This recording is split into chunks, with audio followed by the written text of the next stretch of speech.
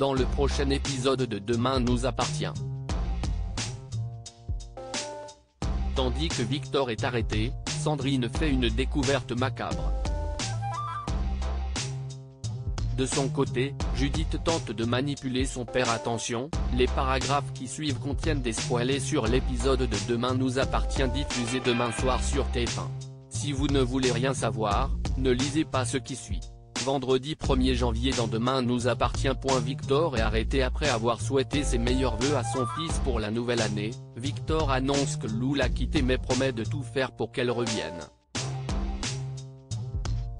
Il rejoint ensuite Soraya et lui reproche de ne pas avoir respecté sa part du marché en parlant à Lou avant de jurer de le lui faire payer. En parallèle, Georges informe Karim que le téléphone de Rémi a borné à Istanbul. Le capitaine Saïd ne comprend pas comment le fugitif a pu organiser sa cavale aussi rapidement et se demande qui est son complice. Non loin de là, Victor prévient Fleur que Lou est au courant de leur projet.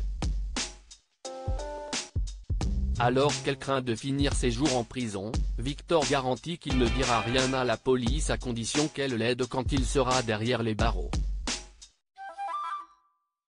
En rentrant, Victor retrouve Lou qui prépare ses derniers effets personnels.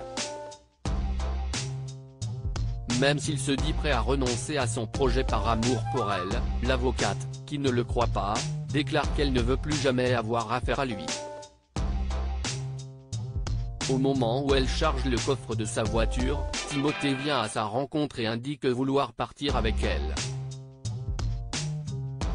Ému, Lou explique que ce n'est pas possible et Timothée, qui n'aime pourtant pas qu'on le touche, la prend dans ses bras pour la toute première fois. Lou se rend alors chez Karim et Anna où elle a décidé de poser ses valises pour quelque temps. Refusant que Victor parvienne à ses fins, la mère de Nina montre le dossier à Karim, bien déterminé à le faire tomber. En fin de journée, le capitaine Saïd débarque au domicile des Brunet et arrête l'homme d'affaires pour trafic d'influence et corruption. Sandrine fait une découverte macabre dans la matinée. Arthur raconte à toute sa famille que Franck et Anne-Marie sont en couple, ce qui ne plaît pas du tout à Sandrine. Morgane a beau l'encourager à accepter cette relation, Sandrine n'y arrive pas. Plus tard, les familles Guéot et Lazari sont réunies pour le déjeuner du Nouvel An. Lorsque sa mère et son beau-frère prétendent avoir passé le réveillon séparément, Sandrine lance qu'Arthur les a vus s'embrasser sur la plage. Leur secret désormais révélé, Franck rétorque qu'il est tombé éperdument amoureux d'Anne-Marie puis porte un toast à l'amour. Tandis que tout le monde lui emboîte le pas, Sandrine le prend mal et s'enferme dans sa chambre.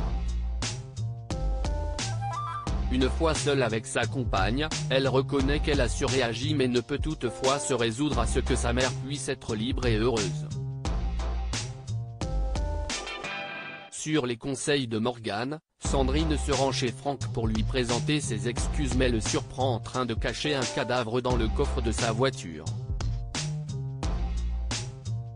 Judith tente de manipuler son père. Judith débarque au mât pour souhaiter la bonne année à son père. Bien déterminée à vivre avec Souleymane, l'adolescente use de nombreux stratagèmes pour que son père accepte de parler à sa mère afin qu'elle change d'avis. Jeanne, qui a assisté à la conversation, signale à son fils que Judith le manipule en le faisant culpabiliser. Comme il est d'accord avec Chloé pour dire qu'elle est bien trop jeune pour s'installer avec son copain, Alex préfère ne pas s'en mêler. Quand sa fille vient récupérer un livre pour le lycée, Alex précise qu'il n'ira pas à l'encontre de la décision de Chloé. Même si Judith répond qu'elle ne peut pas compter sur lui, Alex, qui a compris son petit jeu, juge que c'est son rôle de père de lui dire non. Et d'ajouter qu'il n'entend pas être un papa qui dit oui à tout pour éviter les conflits avec ses enfants.